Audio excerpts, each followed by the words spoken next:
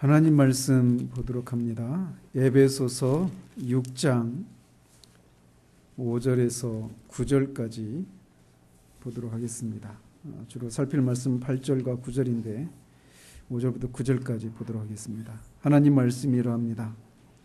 종들아 두려워하고 떨며 성실한 마음으로 육체의 상전에게 순종하기를 그리스도께 하듯 하라. 눈가림만 하여 사람을 기쁘게 하는 자처럼 하지 말고 그리스도의 종들처럼 마음으로 하나님의 뜻을 행하고 기쁜 마음으로 섬기기를 주께 하듯 하고 사람들에게 하듯 하지 말라. 이는 각 사람이 무슨 선을 행하든지 종이나 자유인이나 주께로부터 그대로 받을 줄을 알미라. 상전들아 너희도 그들에게 이와 같이 하고 유업을 그치라. 이는 그들과 너희의 상전이 하늘에 계시고 그에게는 사람을 외모로 취하는 일이 없는 줄 너희가 알미라.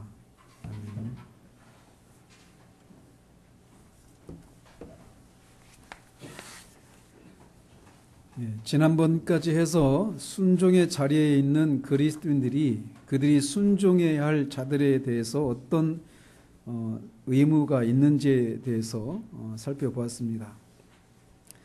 오늘은 반대로 누군가에게 상전의 위치에 있는 그런 그리스도인의 의무가 무엇인가를 살펴보도록 합니다. 우리가 지금까지 살폈듯이 성경은 어느 한 편만의 의무에 대해서만 다루고 있지 않은 것을 우리가 볼 수 있습니다. 그래서 남편의 의무만 다루고 있는 것이 아니라 아내의 의무에 대해서도 다루고 있고 부모의 의무뿐만 아니라 자녀의 의무도 모두 다루고 있습니다. 마찬가지로 종의 의무만 다루고 있는 것이 아니라 상전의 의무도 있다라고 하는 것을 성경은 우리에게 말해주고 있습니다. 이런 면에서 성경은 얼마나 공평하게 사람들과의 관계에서 발생하고 있는 문제들을 공평하게 다루고 있는가라고 하는 것을 우리가 알 수 있습니다. 우리가 알다시피 결혼 생활, 또 가정 생활, 그리고 사회에서의 갑과 을의 위치에 있는 관계들은 실상 인간 사회의 모든 관계를 대변한다고도 할 수 있습니다.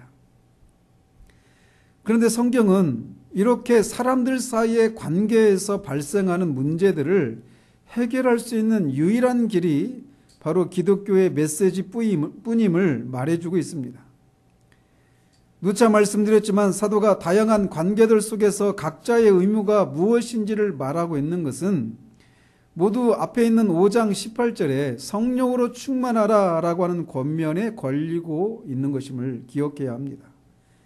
즉 오직 성령으로 충만한 그리스도인만 남편의 의무를 감당할 수 있고 아내의 의무를 감당할 수 있고 부모와 자녀 또 종과 상전의 의무를 감당할 수 있다는 사실을 기억해야 합니다. 모든 그리스도인이 이런 의무를 감당할 수 있는 것이 아니라 오직 성령으로 충만함을 받을 때만 이런 의무 사항들을 감당할 수 있음을 기억해야 합니다. 성령으로 충만해질 때 이렇게 모든 관계들 속에서 발생할 수 있는 여러 가지 잡음들을 잠잠케 하고 그 관계들을 통해서 하나님이 드러내시기를 원하시는 하나님 안에 있는 질서와 조화와 그 아름다움을 드러낼 수 있는 그런 삶을 살 수 있는 겁니다. 그래서 오늘 또 우리가 확인하겠지만 기독교의 메시지는 세상에서 우리가 흔히 듣고 있는 그런 메시지와 그 결을 달리합니다. 그것은 상전들에게 하고 있는 권면을 통해서도 알 수 있습니다. 사도는 상전들아 너희도 그들에게 이와 같이 하라라고 권면합니다. 그들에게 할 때 그들은 바로 종을 가리키죠.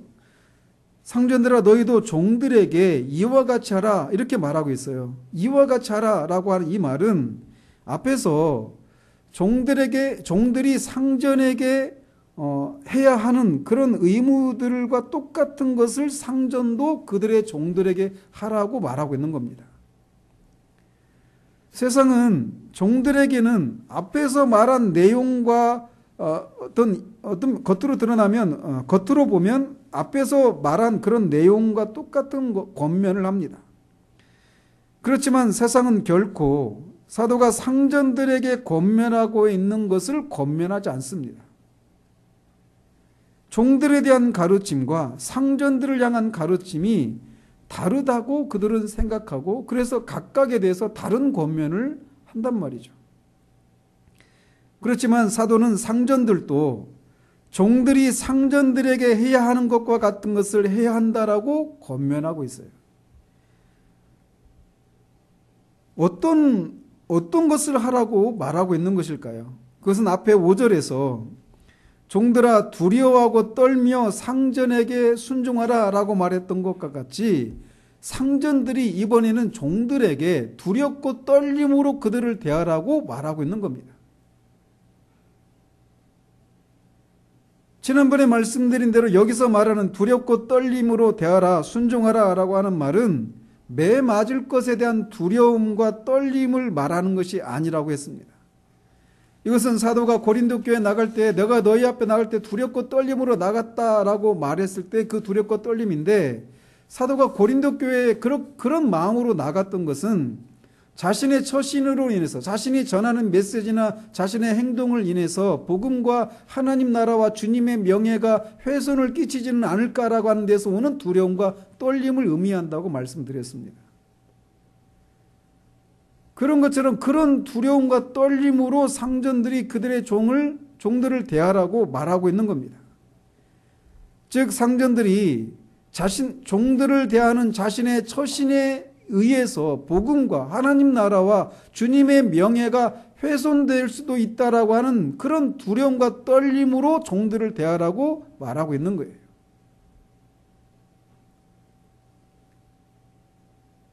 여기에 기독교의 가르침에 독특함이 있습니다. 눈앞에 보이는 사람들을 어떻게 대하느냐에 따라서 자신이나 혹은 자신이 속한 조직에 해가 되거나 이익이 되기 때문에 각각 자신들이 어떻게 행해야 되는가 이렇게만 말하고 있지 않고 우리의 행동이 복음의 영광을 하나님 나라의 영광을 주님의 영광을 훼손할 수도 있고 그렇지 않을 수 있다라고 하는 생각에서 우리가 어떤 행동들을 해야 한다라고 말하고 있는 거예요. 그런 면에서 기독교의 가르침이 독특하다라는 것입니다. 또한 사도는 종들에게 성실한 마음으로 임하라고 권면했었는데 상전들 역시도 그들의 종들에게 성실한 마음으로 종들을 대해야 한다라고 권면하고 있습니다. 당시의 종은 상전들에게 있어서 재산이었습니다. 소유물에 불과했어요. 그런데 그들을 성실한 마음으로 대하라고 권면하고 있는 겁니다. 전에도 말씀드렸지만 한 사람이 그리스도인이 된다고 해서 그가 그리스도인이 되기 전에 그가 속했던 그런 사회적인 지위나 이런 것들을 다 폐지하고 거부하는 것이 아니라고 말씀드렸습니다. 그런데 그래서 거듭난 그리스도인이 되었어도 여전히 그가 전에 가졌던 사회적인 지위나 관계들은 지속되는 겁니다. 그런데 그는 이제 겉으로 보면은 달라진 것이 하나도 없지만 그의 내면이, 그의 관점이 전혀 새로운 사람이 되었기 때문에 그는 이제 새로운 관점을 가진 사람으로 새로운 피조물이 되어서 모든 것들을, 모든 관계를 새로운 관점을 가지고 보기 시작하게 됩니다. 그래서 상전에 위치해 있었던 사람이 그리스도인이 되면 그가 이제 자신의 종들을 향해서도 전혀 다른 관점으로 보기 시작하는 거예요. 그래서 대표적인 예가 있다면 빌레몬서에서 우리가 찾을 수 있는데 빌레몬에게 사도가 편지를 보내면서 그에게 한때 무익했던 오네시모라고 하는 종을 종으로 대하지 말고 그리스도 안에서 형제로 대하라고 권면하고 있습니다. 이 말이 오네시모를 노예시물에서 해방시키고 이제 더 이상 노예가 아니라 자유인으로 대하라 이런 의미가 아닙니다. 여전히 종임에도 불구하고 그리스도 안에서는 형제라고 하는 사실들을 기억하고 그리스도 안에서의 형제로 대하라고 권면하고 있는 거예요.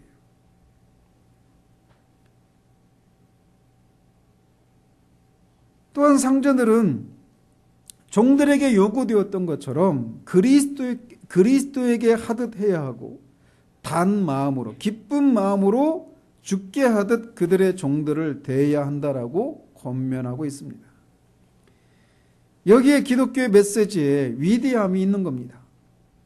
종들에게 했던 권면들에 대해서 일반적으로는 사람들이 거부감이 없습니다. 마땅히 순종해야 될 위치에 있는 사람이니까 당연히 그들의 상전에게 이렇게 해야지라고 생각할 수 있어요.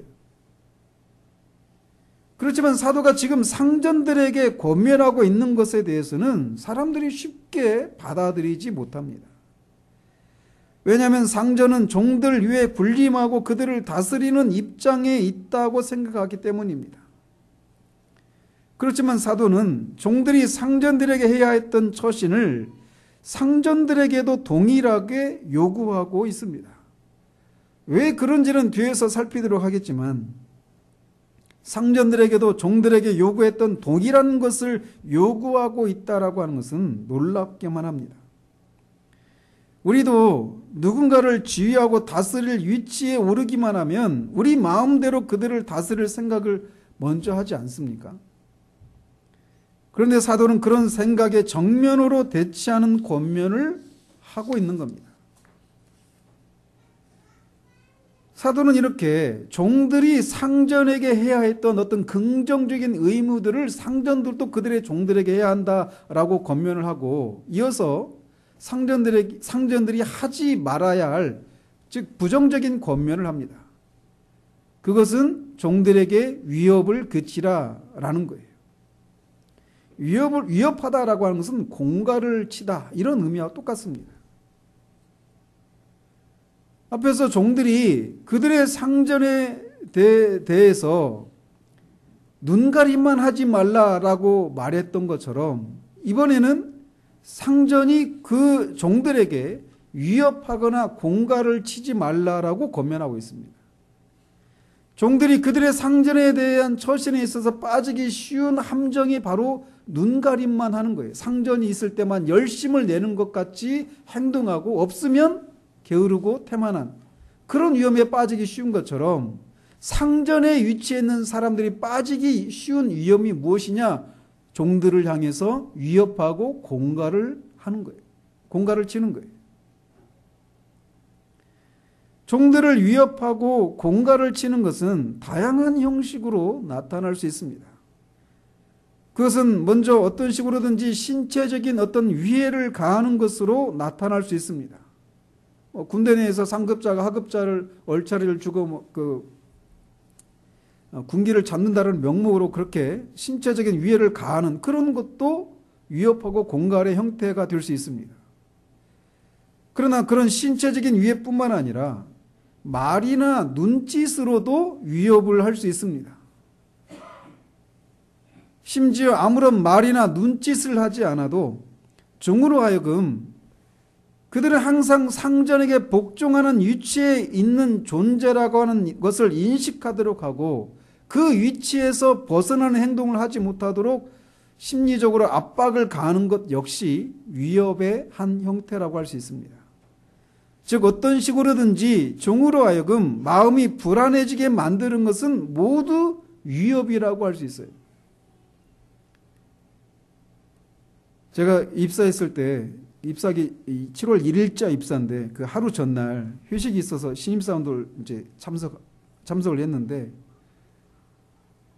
저희 부사장님이 저한테 이 친구 다시 생각해야 되겠는데 이런 얘기를 하더라고요.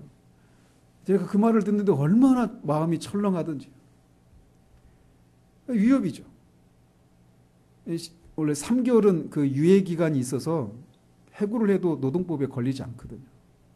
근데 내일부터 출근한 신입사원한테 이 친구 다시 생각해야 되겠는데 이런 말을 듣는데 얼마나 그때 두렵던지. 어떤 식으로든지 종으로 하여금 마음이 불안해지게 만드는 것은 모두 위협이요 공갈이라고 할 수 있습니다. 상전은 종들처럼 두렵고 떨림으로 또 성실한 마음과 기쁜 마음으로 종들을 대해야 합니다. 왜 그렇게 해야 되느냐? 그렇게 한 것을 통해 주님을 섬기고 주님의 영광과 영예를 드러내는 것이 될 수 있기 때문에 그렇습니다. 따라서 이것은 종들이 그들의 상전을 이런 식으로 섬겨야 하는 목적과 일맥상통합니다. 즉 주님의 영광을 위해서 상전은 그들의 종들을 이런 종들에게 요구되었던 그런 태도로 종들을 대해야 한다라고 말하고 있는 거예요. 이어서 사도는 또 다른 동기를 인해서 상전들이 그들의 종들을 두렵고 떨림과 성실하고 기쁜 마음으로 대해야 한다라고 말을 합니다. 그런데 이 또 다른 동기에 대해서는 종들에게도 적용되는 동기라고 말하고 있습니다. 그것을 8절에서 말하고 있는데, 이는 각 사람이 무슨 선을 행하든지 종이나 자유인이나 주께로부터 그대로 받을 줄을 알미라 라고 말하고 있습니다. 즉 종들이나 상전이 각각 섬김의 대상들을 향해서 두렵고 떨림으로 또 성실한 마음으로 기쁜 마음으로 죽게 하듯 그들을 대해야 되는 이유는 8절에서 말하고 있는 것처럼 각 사람이 무슨 선을 행하든지 종이나 자유인이나 주께로부터 그대로 받을 줄을 알기 때문이라고 말하고 있어요. 즉 이 말은 이 땅에서의 우리 삶에 대해서 주님으로부터 상급이 있을 것을 알기 때문이다라고 말하고 있는 겁니다. 그렇기 때문에 종들은 그렇게 두렵고 떨림으로 자신의 상전을 섬기고 성실한 마음으로 기쁜 마음으로 죽게 하듯 해도 상전이 자신의 그런 수고를 알아주지 않고 자신의 수고에 합당한 보상을 해주지 않아도 장차 주님이 이렇게 각각 선한 행위에 대해서 상급을 주실 것을 기억하면서 그렇게 상전을 섬겨야 한다고 말하고 있는 거예요. 또 반대로 상전들 역시 그렇다라는 겁니다. 그래서 상전이 이렇게 두렵고 떨림으로 종들을 대하고 성실한 마음과 기쁜 마음으로 그들을 대해도 종들이 그거에 대해서 고마워하고 충성된 그런 모습으로 반응하지 않고 오히려 배신을 하고 태만하고 이렇게 보상을 한다 하더라도 장차 주님이 그 상전의 그런 선한 행위들에 대해서 상급을 베푸시니까 그렇게 해야 한다고 말하고 있는 거예요. 오늘날 어떤 사람들은 종종 우리가 주님을 위해서 어떤 선을 행하는 것이 장차 주님으로부터 어떤 상급을 받기 때문이라고 말하면 그것은 순수한 동기에서 주님을 섬기는 것이 아니기 때문에 그런 것들을 거부하는 사람들이 있습니다. 그래서 그들은 우리가 어떤 선을 행하는 것은 그 선한 행위 자체가 선하기 때문에 또 그것이 주님을 기쁘시게 하는 것이기 때문에 그것을 섬기는 것이지 선을 행하는 것이지 그런 것을 하면 주님이 장차 보상을 해 주실 것이기 때문에 어떤 선을 행하는 것은 순수하지 못하다라고 생각하는 사람들이 있습니다. 그렇지만 성경에는 이 땅에서 우리가 행한 선이나 악에 대해서 주님으로부터 상급을 받거나 심판을 받는다고 가르치는 그런 장면들이 정말 많이 존재합니다. 가장 유명한 것이 있다라면 마태복음 25장의 달란트 비유나 누가복음에 나오는 문화의 비유에서 우리가 알 수 있습니다. 그런 비유들을 통해서 주님은 이 땅에서 우리가 행한 일들에 따른 상급과 심판이 있을 것이라고 말씀하십니다. 또 고린도전서 3장 13절 15절은 이렇게 분명하게 말하고 있어요. 각 사람의 공적이 나타날 터인데 그날이 공적을 밝히리니 이는 불로 나타내고 그 불이 각 사람의 공적이 어떠한 것을 시험하리라. 만일 누구든지 그 위에 세운 공적이 그대로 있으면 상을 받고 누구든지 그 공적이 불타면 해를 받으리니 라고 말하고 있습니다. 또 고린도후서 5장 10절에는 이는 우리가 다 반드시 그리스도의 심판대 앞에 나타나게 되어 각각 선악간에 그 몸으로 행한 것을 따라 받으려 함이라 라고 분명하게 말하고 있습니다. 심지어 우리 주님에 대해서 히브리서 기자는 이렇게 말합니다. 믿음의 주요 또 온전하게 하시는 이인 예수를 바라보자. 그는 그 앞에 있는 기쁨을 위하여 십자가를 참으사 부끄러움을 개의치 아니하시더니 하나님 보좌 우편에 앉으셨느니라 라고 말하고 있어요. 즉 우리 주님마저도 주님 앞에 있는 상급, 그 앞에 있는 기쁨이라고 하는 상급을 바라보면서 이 땅에서의 십자가의 죽으심을 참으시고 사람들의 멸시와 천대를 부끄러워하지 않으셨다라고 말하고 있습니다. 그러니 누가 감히 그리스도인이 장차 주님으로부터 상급을 받을 것을 기억하면서 어떤 선을 행하는 것을 비난할 수 있겠느냐라는 거죠. 우리는 너나 할 것 없이 모두 오직 하나님의 은혜로, 오직 예수 그리스도를 믿음으로만 구원에 이릅니다. 그가 이 땅에서 어떤 죄를 지었든지 또 얼마나 도덕적으로 선한 삶을 살았든지 상관하지 않고 사람이 구원에 이르는 길은 모두에게 동일합니다. 오직 하나님의 은혜로 예수 그리스도를 믿음으로 구원을 받는 겁니다.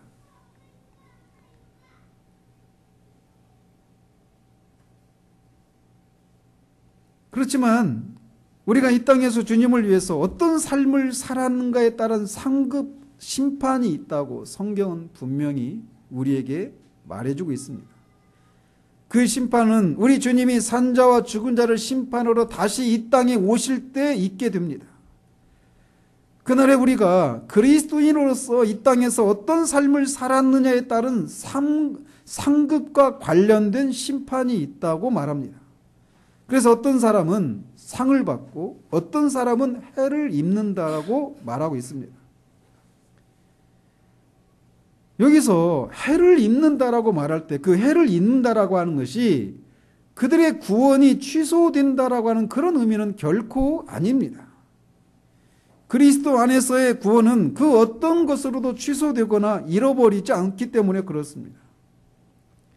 그렇지만 주님이 오셔서 상급에 관련된 심판을 행하실 때 어떤 사람들은, 어떤 그리스도인들은 분명히 구원받았음에도 불구하고 해를 입는 것 같이 고린도전서 3장에 있는 것처럼 불에 타다가 불에 타다가 건짐을 받는 것 같이 부끄러운 구원을 받는 그런 사람이 있다라고 말하고 있습니다.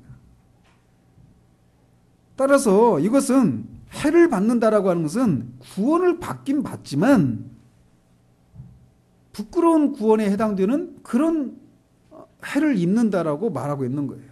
따라서 여기서 말하는 해는 지옥에서 받는 것과 같은 그런 해가 아닐 것입니다. 그리고 그 해도 오래도록 지속되지는 않을 것입니다. 르이준스 목사는 이 해가 무엇일까를 추측하면서 이렇게 말을 합니다. 이것은 마치 자녀가 부모에게 어떤 잘못을 했을 때 자녀들의 심정에서 겪는 그런 것과 같다라고 말을 합니다.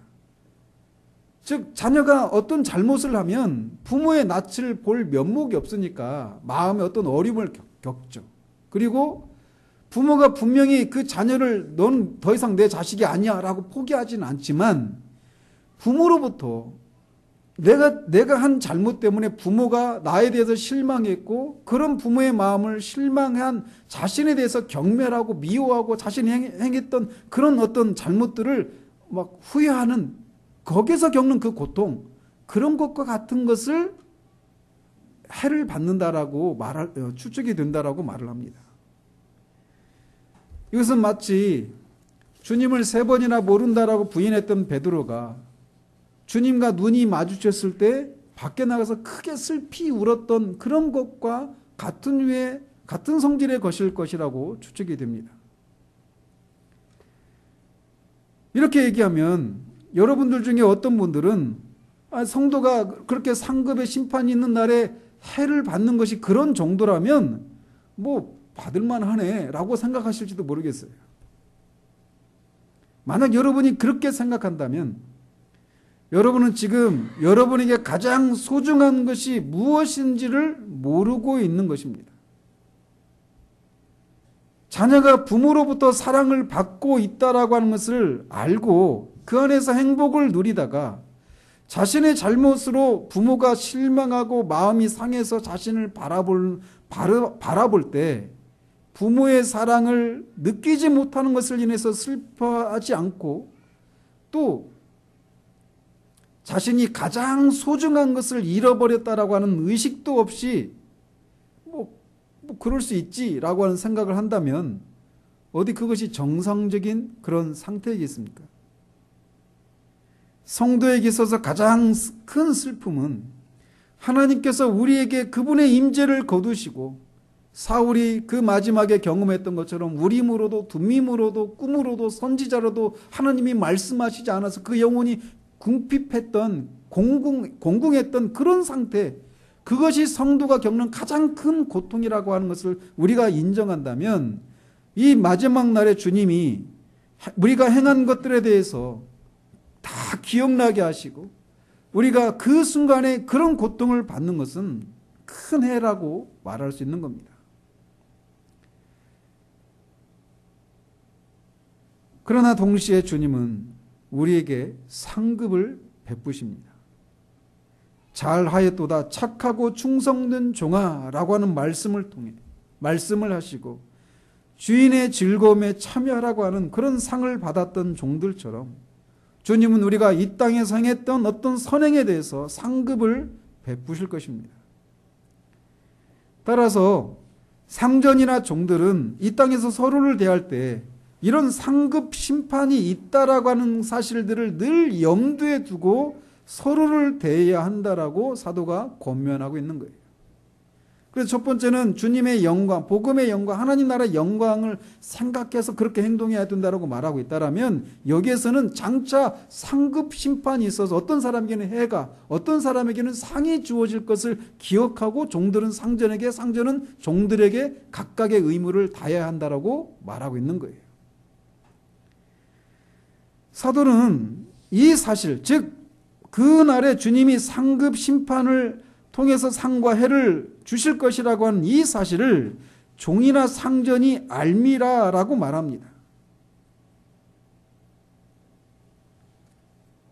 즉 이 말은 주님의 이 상급 심판에 대해서 종이나 상전이 알고 있는 것은 당연하다라고 말하고 있는 셈이에요.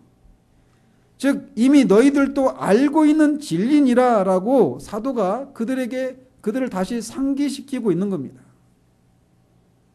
그래서 사도는 상전들이나 종들이 각자의 의무를 이행할 때 항상 이 진리를 마음에 간직하고 있어야 한다라고 말하고 있는 겁니다. 또 사도는 구절을 통해서 종이나 상전들이 알고 있는 또 다른 것이 있음을 말하고 있습니다. 그것은 먼저 종들과 상전들의 상전이 하늘에 계신다라는 거예요. 하늘에 종이나 상전들의 진짜 상전이 있다라고 하는 것에서 우리가 유추할 수 있는 것은 이 땅에서는 육체를 따라서 종과 상전으로 구분이 되지만 그 종과 상전의 이 관계는 이 땅에서만 적용되는 일시적인 관계요 지위일 뿐이라고 하는 사실을 우리가 유추할 수 있습니다. 하늘에서는 종이나 상전이나 모두 진정한 상전이신 우리 주님의 종들로서 이 땅에서는 종이었고 상전이었지만 하늘에서는 다 주님의 종들로서 동등하다라는 것을 말하고 있는 거예요. 이것은 우리에게 이 땅에서의 우리의 삶을 바라보는 새로운 시각을 제공해 줍니다. 즉, 이 땅에서의 일들이나 우리의 지위는 오직 이 땅에서만 해당되는 잠정적인 것이라고 하는 것을 우리에게 말해주고 있는 거예요. 그래서 우리가 이 땅에서 겪는 여러 가지 고통과 결핍은 잠시 이 땅을 지나는 동안에만 해당될 뿐 하늘에서도 여전히 그런 상태가 지속되는 것이 아니라고 하는 것을 우리가 이 사도의 권면 속에서 유추해낼 수 있다는 겁니다. 이 땅에서의 삶이 아무리 길어봐야 100년밖에는 영향을 끼치지 못합니다. 잠시 지나가는 일들일 뿐이요, 관계요, 지위일 뿐입니다. 이 땅에서 종이었던 사람이 하늘에서도 종이고 이 땅에서 상전이었던 사람이 하늘에서도 상전인 것은 아닙니다. 하늘에서는 종과 상전의 구분이 없어집니다. 이 땅에서 우리가 육체를 입고 있는 동안에 우리에게 해당되었던 이 모든 어떤 그 상태들, 어떤 일들, 지위 이런 것들은 다 이 땅에서만 잠시 동안 우리에게 해당되는 것들이지 하늘에서는 그렇지 않다라는 것을 우리에게 말해주고 있는 거예요. 이 땅에서 우리가 육체적으로 어떤 장애를 가지고 있어도 하늘에서는 우리 육체가 이 땅에서 사용했던 그런 육체가 아닌 육체를 입게 됩니다. 이 땅에서 우리가 사회적으로 아주 낮은 지위에 있었어도 하늘에서는 우리가 하나님의 자녀로서 그런 특권과 영광을 누리게 되는 겁니다. 이 땅에서는 우리가 육체를 따라서는 누군가의 종이었고 또 누군가의 상전이었을 수 있지만 하늘나라에서는 그렇지 않다라고 하는 것을 우리에게 말해주고 있는 거예요. 우리는 다 하나님의 자녀로서 지위가 동등해집니다. 우리가 만약 이 사실을 늘 생각하고 있다면 상전들이 종들을 대하는 태도에 마찬가지로 종들이 상전을 대하는 태도에 근본적인 변화가 일어날 것입니다. 종들은 눈가림만 하지 않고 성실한 마음으로 상전들을 섬길 것입니다. 왜냐하면 결국은 형제를 섬기는 것이기 때문에 그렇습니다. 상전의 경우도 마찬가지죠. 이처럼 이 땅에서의 삶은 하늘에서의 삶에 비하면 잠시 지나는 일이요 일시적인 일에 불과합니다. 마치 꿈속에서의 일과 같을 뿐입니다. 그렇다고 이 땅에서의 삶이 아무런 의미가 없는 실제가 아닌 삶이라고 말씀을 드리는 것이 아닙니다. 우리는 분명 이 땅의 삶을 통해서 주님을 섬기고 그분의 영광을 드러내는 것이기에 이 땅에서의 삶도 분명히 의미가 있습니다. 그렇지만 하늘에서의 삶에 비하면 이 땅에서의 삶은 그림자에 불과합니다. 하늘에서의 삶은 영원하기 때문에 그렇습니다. 그런 면에서 하늘에서 삶이 실제요 진짜라고 할 수 있는 것이죠. 만약 성경 곳곳에서 권면하고 있는 것처럼 우리가 늘 우리에게 하늘에서의 진짜 삶이 있다라고 하는 것을 모든 상황과 모든 관계들 속에서 인식하고 살아간다면 우리 삶에는 혁명과도 같은 변화들이 있을 것입니다. 사도는 지금 종들이나 상전들이 이 사실을 알고 있다고 말하고 있습니다. 알고 있는 것은 당연한 것이다라고 말하고 있어요. 즉 이렇게 우리 그리스도인들은 시민권이 하늘에 있는 사람으로서 하늘에 있는 본향을 찾는 나그네요 순례자이고 그 하늘에서는 이 땅에서는 육체를 떠나서 종과 상전의 어떤 그런 관계가 있었을지 모르지만 그리고 이 땅에서는 우리가 여러 가지 어려움과 어떤 결핍을 겪을지 모르지만 하늘에서도 그렇지 않다, 하늘에서조차 그렇다라고 하는 그런 것이 아니라고 하는 것을 너희들이 알고 있다는 사실을 상기시키고 있는 겁니다. 마지막으로 사도는 종이나 상전이 알고 있는 것이 또 있는데 그것은 하늘에 계신 그 상전은 사람을 외모로 취하는 일이 없으시다라는 것입니다. 사람은 사람을 외모로 취합니다.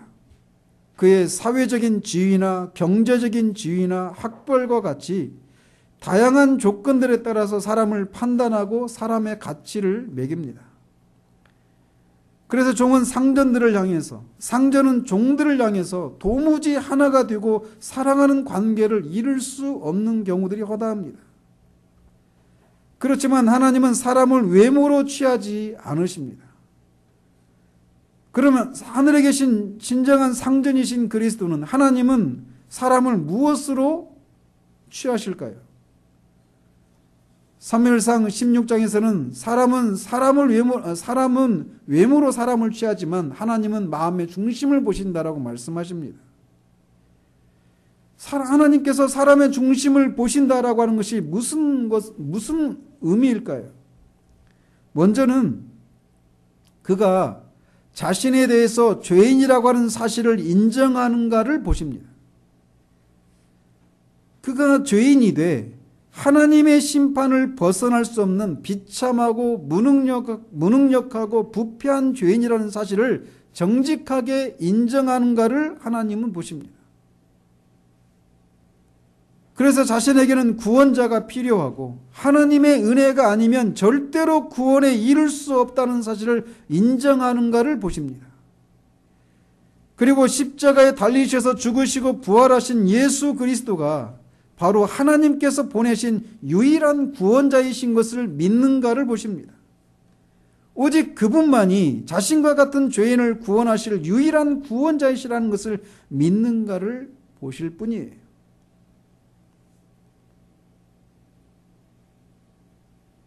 그래서 그런 사실들을 그가 정말 믿고 있다면 그는 하나님 앞에 인정을 받습니다.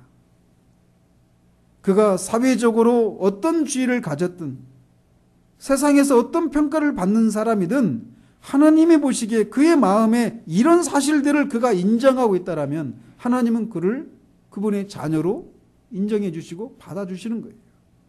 하나님은 그런 관점으로 사람들을 보시는 것입니다.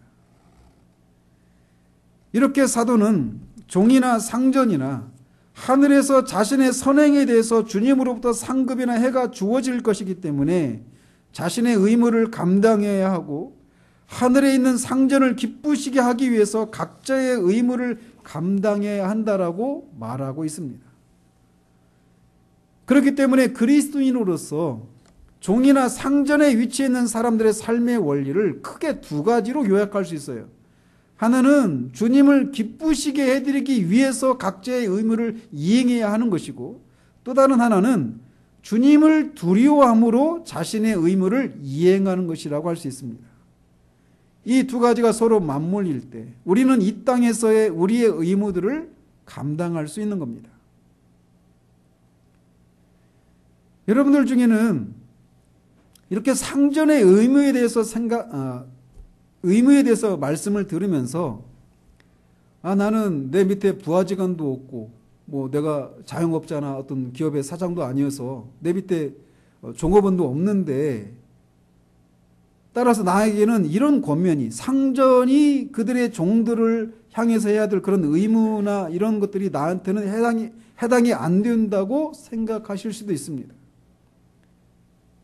그래서 나중에 내가 기업체 사장이 되거나 어떤 상급자가 되면 내 부하 직원을 종업원을 그렇게 대해야지 이렇게 생각하고 있을지도 모르겠어요. 그렇지만 전에 종의 의무를 살피면서 말씀드렸듯이 종들이 상전에 대해서 어떻게 해야 되는가, 이 말씀은 단지 그냥 직장 생활에서 부하 직원들이 그들의 상급자들을 어떻게 해야 되는가 이런 문제에만, 직장 생활과만 관련해서 생각할 수 있는 것이 아니라 더 넓게 적용할 수 있다고 말씀드렸어요. 즉 순종해야 될 그 모든 대상들을 향해서 순종해야 될 의무를 가진 사람들이 어떻게 해야 되는가, 이렇게 확대해서 적용할 수 있다고 말씀을 드렸습니다. 그런 것처럼 상전이 종들을 대하는 이런 의무들에 대해서도 확대해서 적용할 수 있어요. 따라서 어떤 조직에 속해서 자신 휘하에 어떤 부하 직원이나 종업원을 둔 그런 상전에 해당되는 사람들만의 의무가 아니라고 하는 사실을 기억해야 합니다. 그래서 이것을 넓게 적용할 수 있는데, 요즘 오늘날의 말로 표현한다면 갑의 위치에 있는 신자의 의무로 확대 적용할 수 있는 겁니다. 우리가 비록 어떤 회사나 어떤 단체 속해 있어서 자신의 밑에 부하 직원도 없고 종업원도 없는 그런 사람일 수 있지만, 우리 모두는 순간순간마다 모든 사람들과의 관계 속에서 때로는 갑의 위치에 있는 경우들이 굉장히 다양하게 많이 존재합니다. 따라서 이 의무는 주일학교 우리 아이들 역시도 이 의무에서 벗어나지 않는다는 사실을 우리가 알 수 있어요.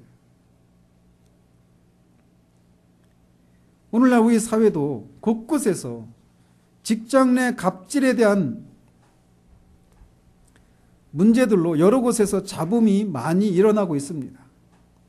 회사에서의 상사들의 갑질, 군대에서 상급자와 하급자 간에, 병원에서 의사와 수련생들 간에, 간호사들 간의 태움 문화라고 하는 것, 이것도 역시 직장 내 갑질 문화의 악질적인 패습이라고 할 수 있습니다. 상사들의 갑질 문화가 우리 사회 곳곳에 자리하지 않는 곳이 하나도 없습니다. 부끄럽지만 이런 갑질 문화라고 하는 이런 악습들이 교회 내에서조차도 존재합니다. 담임 목사와 부교육자들 간에 존재하는 갑질을, 이것도 역시 이런 것도 다 거기에 해당되는 거예요.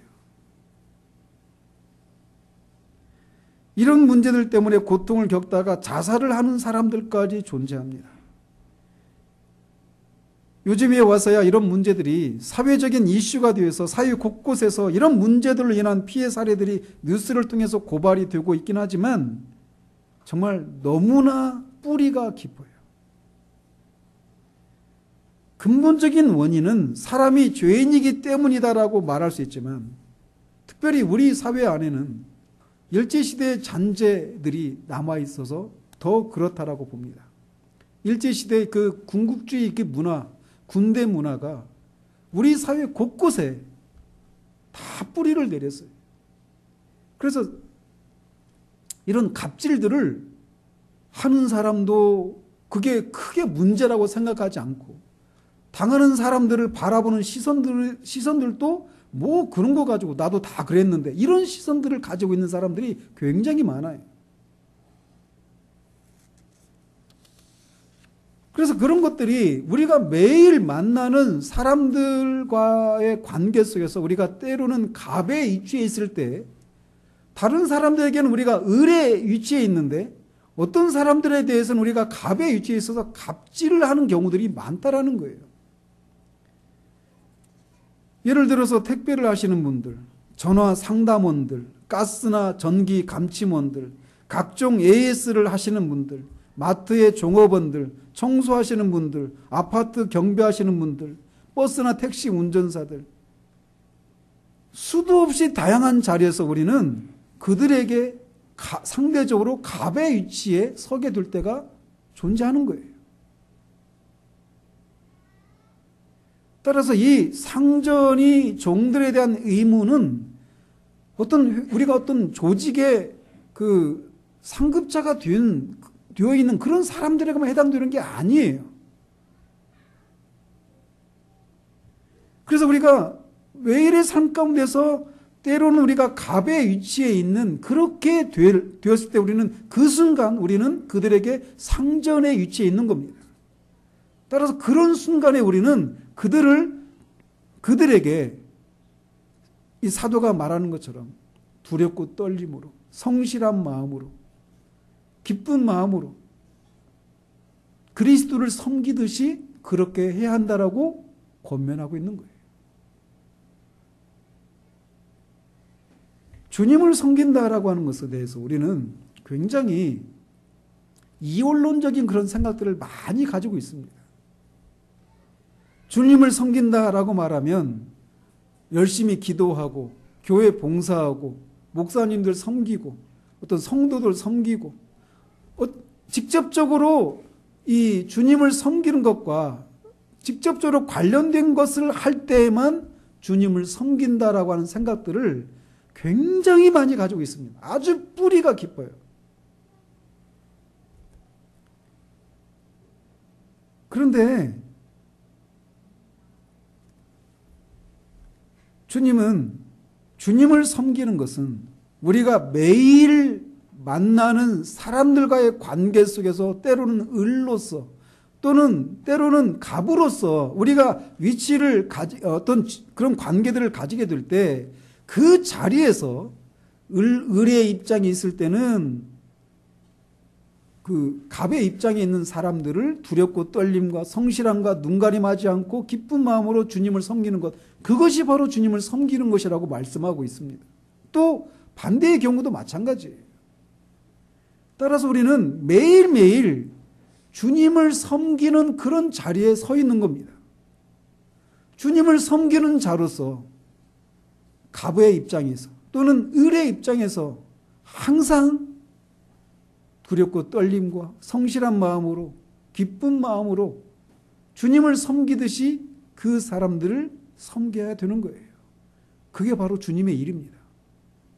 양과 염소의 비유에서 나오는 것처럼 그들은 주님을 위해서 선교를 하고 순교를 하고 이런 것에 대해서 주님이 칭찬하시고 또 책망하신 게 아니에요. 옆에 있는 형제들을 향해서 어떻게 섬겼는가, 이것을 가지고 상을 주시기도 하시고 벌을 주시기도 하시는 거예요. 주님의 일이라고 하는 것은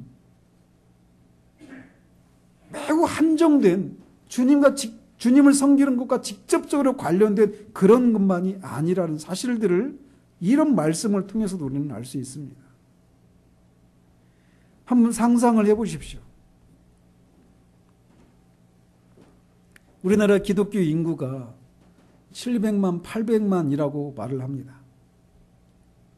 근데 이 700만, 800만 정도 되는 사람들이 각자의 삶의 자리로 돌아가서 매일 만나는 사람들과의 관계 속에서 때로는 갑으로서, 때로는 을로서 이렇게 내가 하는 행동이 주님의 영광에 관계가 해를 끼치기도 하고 영광을 드러낼 수도 있다는 사실들을 인식하고 또 내가 그 사람들을 섬기는 것이 주님을 섬기는 것이어서 그것에 따라서 그것에 대한 그런 각종 선행에 대해서 주님이 상을 주시기도 하시고 때로는 해의 심판을 주시기도 하신다는 사실들. 그리고 내가 만나는 사람들이 하늘나라에서 지금 이 땅에서는 내가 갑의 위치에 있고 또는 을의 위치에 있지만 장차 하늘에서는 다 동등한 하나님의 자녀로서 그렇게 형제로서 맞이하게 될 그런 대할 사람이라는 사실들을 700만, 800만이라고 하는 자칭 그리스도인이라는 사람들이 각자의 자리에서 그렇게 그런 것을 인식하고 사람들에게 각각의 의무들을 감당할 때 이 사회가 어떻게 변할까요?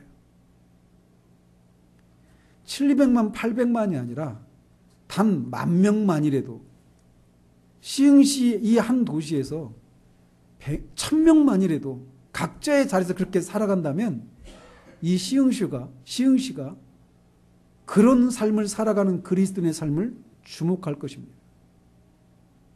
하물며 700만, 800만이나 되는 사람들이 이 나라 온통 모든 조직의 모든 관계들 속에 퍼져가서 이런 자세로 살아간다면, 이런 자세로 각자의 의무를 감당한다면 이 사회가 어떻게 될 것인가라는 거예요.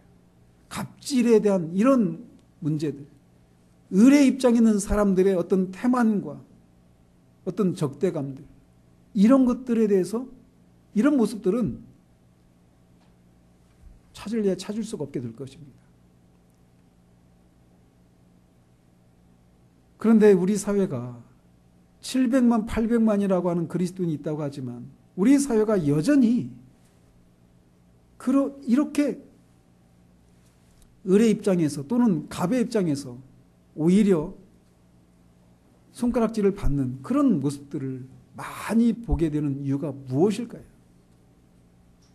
근본적인 원인은 700만, 800만이라고 하는 사람들이 모두가 그리스도인은 아니라는 사실에서 기인한다고 저는 생각해요. 뿐만 아니라 그들이 설령 그리스도인이라 모두 정말 구원받은 그리스도인이라고 친다 하더라도 성령으로 충만함을 받지 않고 그런 삶을 살고 있기 때문에 그런 선한 영향력들이 끼쳐지지 못하고 있다고 생각을 하는 겁니다. 부흥의 시대에는 사람들에게 이런 변화들이 개인적으로 변화가 일어났고 그 변화된 개인들을 통해서 그들이 속한 모든 조직들 안에서 그런 변화들이 확대되고 재생산되는 일들이 일어났었습니다. 저 요즘 다시 이렇게 부흥 그 책을 읽고 있는데 하나님 앞에 그런 생각들을 해요. 저 자신을 보면서 우리 교회의 모습을 보면서도 그렇고 우리 이 시대 사회에서 이 시대 속에 있는 우리 교회의 모습들을 보면서 딱 떠오르는 사자성어가 있어요. 중과 부적. 정말 중과 부족이구나 이런 생각들을 합니다. 요즘 호주가 막 산불이 나가지고 난리를 치고 있잖아요. 남한 면적의 80% 이상이 불에 탔대요. 남한 면적의 80% 이상이. 거기에 3천 명이 불을 끄고 있으니 불이 꺼지겠어요?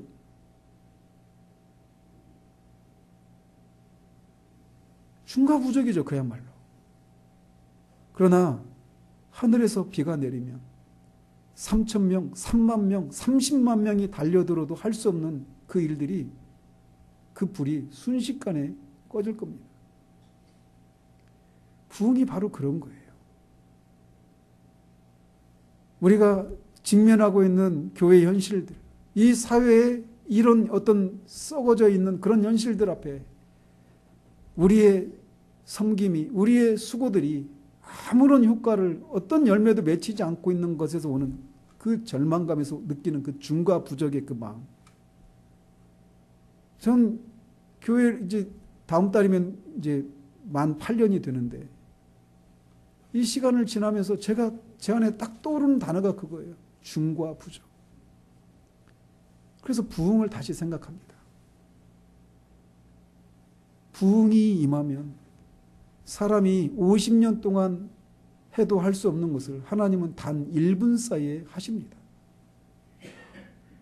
하나님에게는 오랜 시간이 필요하지 않아요.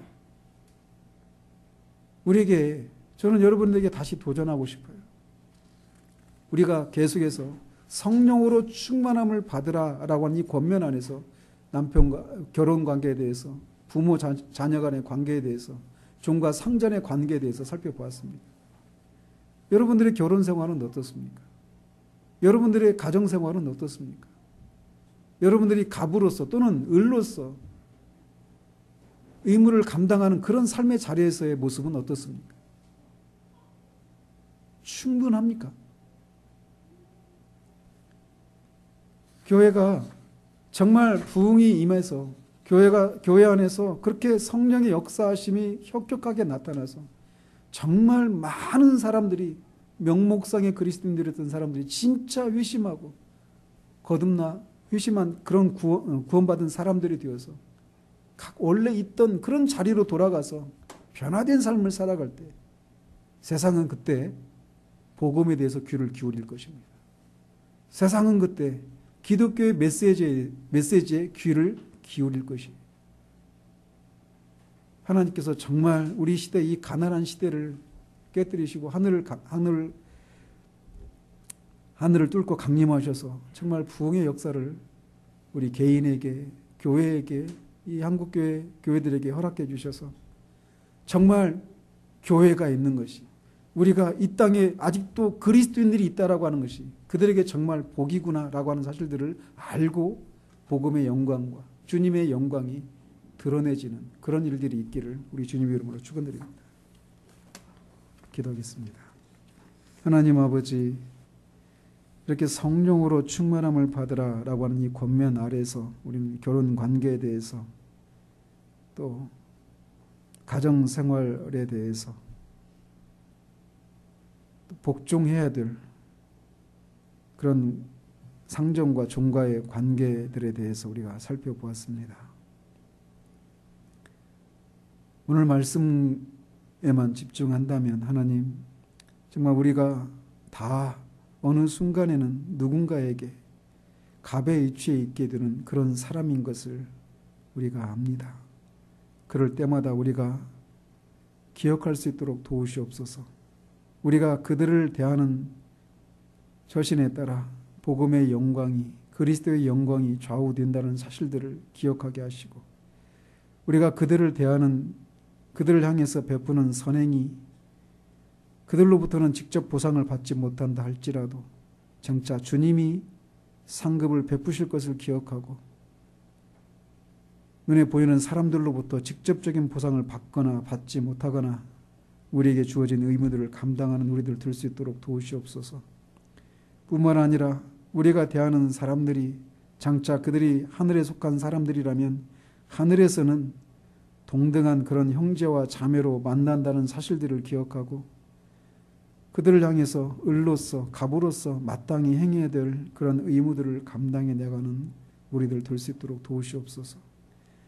이 일들을 감당할 때 성령으로 충만함을 받지 못하면 그런 삶이 가능하지 않은 것을 기억하고 우리가 성령으로 충만함을 받기 위해 애쓰는 그런 우리들 될 수 있도록 도우시기를 원합니다. 예수 그리스도 이름으로 기도합니다. 아멘.